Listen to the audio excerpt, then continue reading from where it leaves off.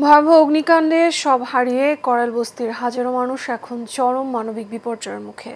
মঙ্গলবার সন্ধ্যার দিকে লাগা আগুনের তাণ্ডবে বস্তির ১.৫ সহস্রাধিক ঘর পুড়ে ছাই হয়ে যায়। আর তাতে শীত এবং ক্ষুধার জ্বালা নিয়ে খোলা আকাশের নিচে রাত কাটাতে বাধ্য হন শিশু এবং বৃদ্ধ সহ হাজারো মানুষ। ক্ষতিগ্রস্তদের সঙ্গে কথা বলে জানা যায়, একদিকে সব হারানোর বেদনা এবং অন্যদিকে শীত এবং খাদ্যের অভাবে সবাই এখন বিপর্যস্ত। সাইফুল ইসলাম নয়নের রিপোর্ট, ক্যামেরায় ছিলেন আনসারুল ইসলাম।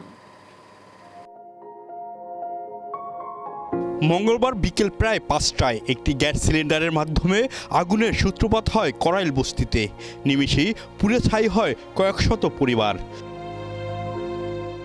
সেখানে এখনো ধোঁয়া উঠছে। পোড়া ঘরে অবশিষ্ট আছে কিনা খুঁজছেন তারা।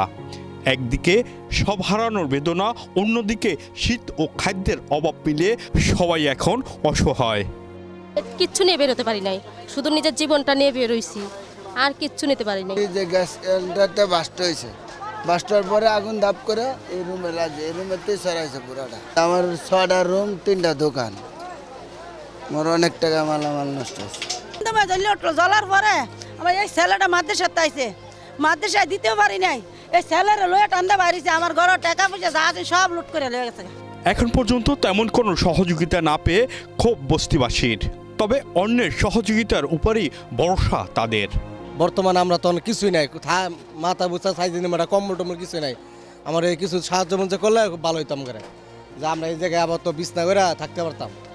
একটু আগুনের ঝলকানিতেই নিঃস্ব হয়ে গেছে করাইলের কয়েক হাজার পরিবার। নতুন করে বেঁচে থাকার জন্য সরকারের পাশাপাশি সকলের সহযোগিতা কামনা করেন তারা। সাইফুল ইসলাম নয়ন, এশিয়ান টেলিভিশন, ঢাকা।